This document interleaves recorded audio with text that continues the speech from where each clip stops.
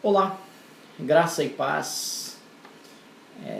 Nós vamos dar sequência aos nossos vídeos de estudos bíblicos e nossa meditação neste vídeo será em torno de um pequeno trecho da Palavra de Deus no acervo bíblico neotestamentário. Nós vamos ler a primeira epístola de Paulo aos Coríntios, no capítulo 2, diz o seguinte, eu vou proceder à leitura da Bíblia.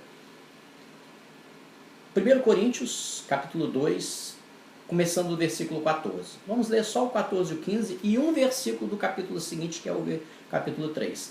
Ora, o homem natural não compreende as coisas do Espírito de Deus, porque lhe parecem loucuras, e não pode entendê-las, porque elas se discernem espiritualmente. Versículo 15. Mas o que é espiritual discerne bem tudo, e ele de ninguém é discernido. Nós vamos pular para o capítulo 3, apenas o primeiro versículo. E eu, irmãos, não vos pude falar como a espirituais, mas como a carnais, como a meninos em Cristo. Então, quando nós fazemos essa leitura breve aqui destes 3 versículos, nós podemos observar que Paulo ele trouxe uma classificação triádica, ele trouxe uma classificação da natureza humana em relação ao conhecimento de Deus, numa modalidade aqui tripartite.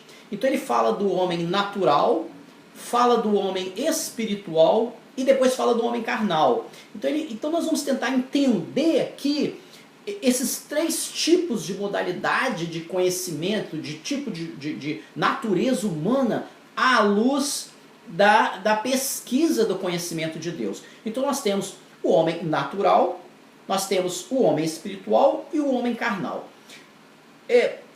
Nesse primeiro versículo aqui, nesses primeiros versículos, nós vemos um confronto entre o homem natural e o homem espiritual. E mais tarde, versículo depois, no outro capítulo, Paulo vai dizer sobre o homem carnal. Mas esse versículo sobre o homem carnal, ele fala mais de crente carnal. Vamos estabelecer então algumas premissas para nós entendermos o que Paulo está dizendo com isso.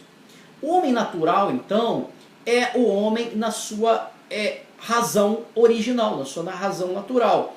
Então, para a gente compreender aqui o que Paulo está querendo dizer, nós temos que pesquisar o tipo de entendimento. Porque ele fala o seguinte, o homem natural não compreende.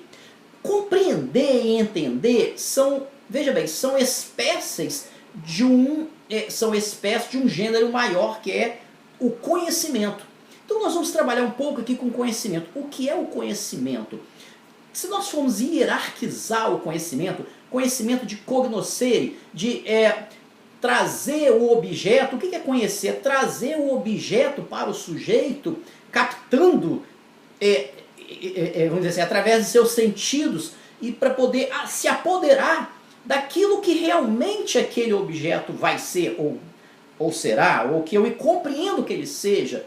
Se nós formos hierarquizar o conhecimento humano, vamos dizer assim, o conhecimento em si, nós vamos hierarquizar aqui. Então nós temos o conhecimento mais simples, simplório, que é o conhecimento vulgar, o vulgo senso, é um conhecimento popular, conhecimento que as pessoas normalmente têm. Esse conhecimento vem de quê? Vem do empirismo, do empírico, que é experiência, e do pragmatismo, que é aquilo que é prático. Então veja bem, se eu olho para o céu e estou vendo que está muito calor o tempo e tem nuvens negras, eu conheço, eu entendo, eu posso intuir que vai chover, que vai dar uma tempestade, vai cair uma tempestade.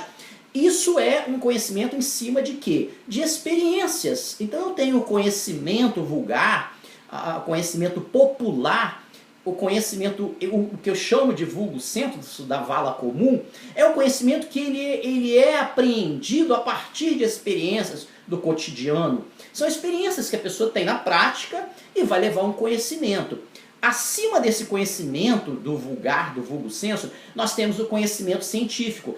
Não é tanto pela experiência e pela praticidade, mas o conhecimento científico, nós, vamos dizer assim, apoderamos dele, trazemos compreendemos do ponto de vista epistemológico, do ponto de vista científico, através de quê? De provas e evidências. Se eu não tiver provas e evidências, então eu não conheço. Eu posso concluir que aquele objeto não existe se eu dele não tiver prova. É um conhecimento falho, porque pode existir algo que eu não possa apreender por meio de provas e evidências. Tanto que a ciência já disse que a Terra era plana e errou. A Terra depois, a partir de Galilei, etc., nós vamos ver que não havia esse conhecimento é falho, porque eu trabalho eu não trabalho com experiências, no sentido de experiências cotidianas. O conhecimento científico, é o segundo da classificação, ele vem de provas e evidências, né? Vamos dizer assim. Aí acima do popular nós temos o científico, e acima do científico nós temos o conhecimento filosófico, né? Filosofia, amante da sabedoria, do conhecimento. Então, o conhecimento vindo da filosofia, ele vem mais de perguntas do que de respostas. Então, o conhecimento filosófico, ele vem de indagações, de reflexões, de indagações filosóficas no campo ontológico, metafísico. Então, nós temos algo acima do científico, porque eu mergulho no ser, no ontos. Aqui nós temos uma hierarquia, eu estou hierarquizando o conhecimento. Mas todos esses três níveis de conhecimento, eu trabalho com ver para crer. Se eu não puder ver, eu não creio. E isso é conhecimento vulgar, o conhecimento científico e o conhecimento filosófico. Porque é um conhecimento provindo do intelecto humano, provindo do seu raciocínio humano. Aqui nós temos então os três níveis de conhecimento. Mas aqui, o homem que detém um desses três tipos, ou todos os três, é um homem natural.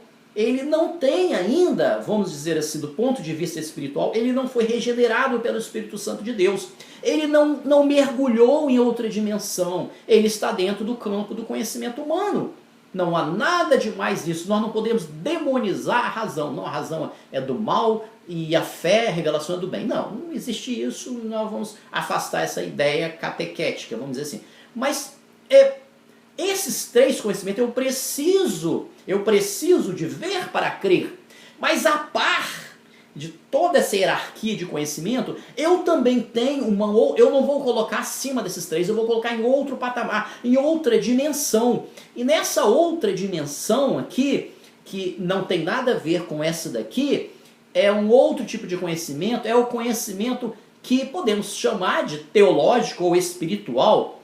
Aqui entra o homem espiritual, que nós temos o homem natural, e aqui nós temos o homem espiritual. É o homem que está regenerado pelo Senhor. Então há uma conversão, e o Espírito Santo passa a habitar no coração do ser humano, e ele começa a ter um entendimento espiritual que não está ligado a esse conhecimento humano. Não está ligado. Se aqui no conhecimento vulgar, o que me instrumentalizava o conhecimento era a experiência, e se no campo científico era prova e evidência, se no filosófico são as minhas reflexões filosóficas, metafísicas, aqui o que vai me instrumentalizar o conhecimento é a fé. Percebam? A fé é diferente desse outro campo, porque a fé, primeiro eu tenho que ver para depois eu crer.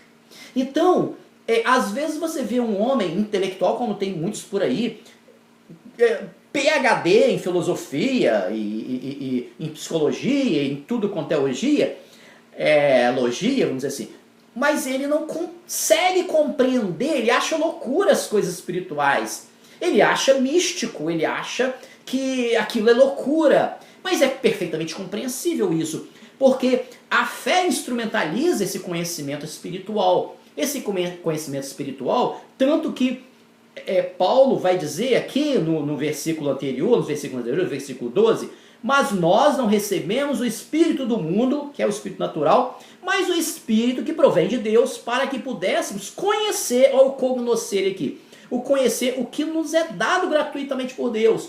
Quando Paulo usa Paulo era um homem muito culto. Quando ele usa a expressão homem natural, no grego ele está usando o homem psíquico, que era aquela expressão usada por Platão, 400 anos mais ou menos antes de Paulo.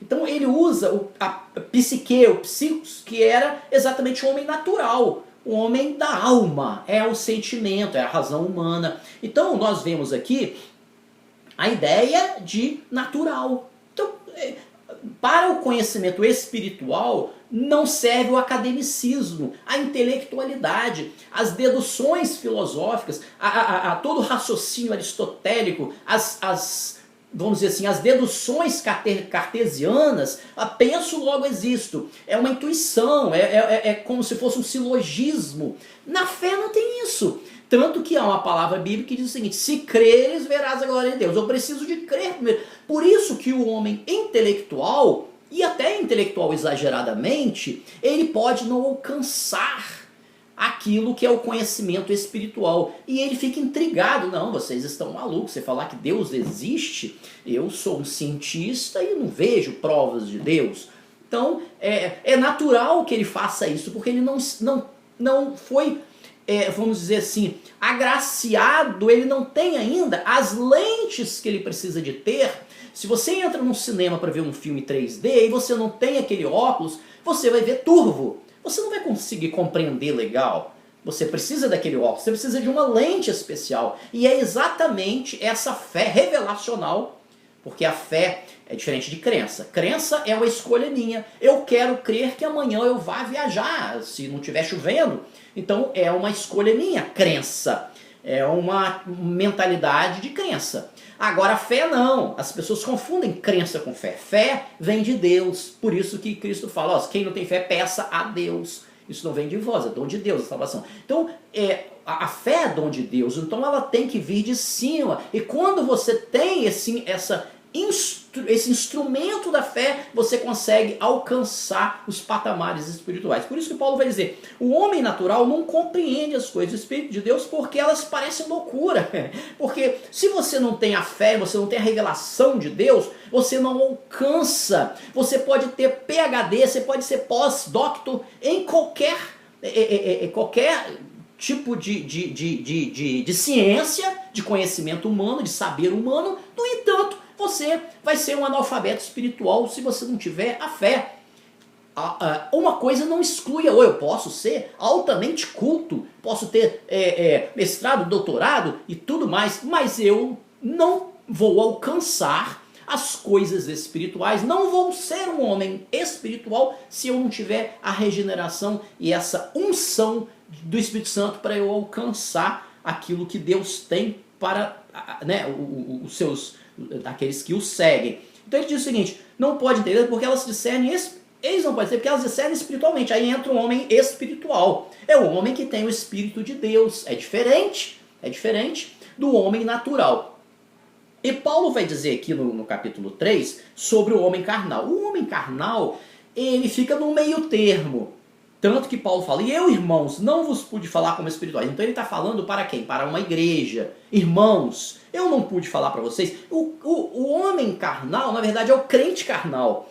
Ele não compreende como loucura as coisas da fé. Não, ele é um camarada convertido, ele é um camarada que alcançou, ele entende as coisas espirituais, ele tem a fé, né, como instrumento de alcance de conhecimento, do ponto de vista do conhecimento espiritual, ele tem.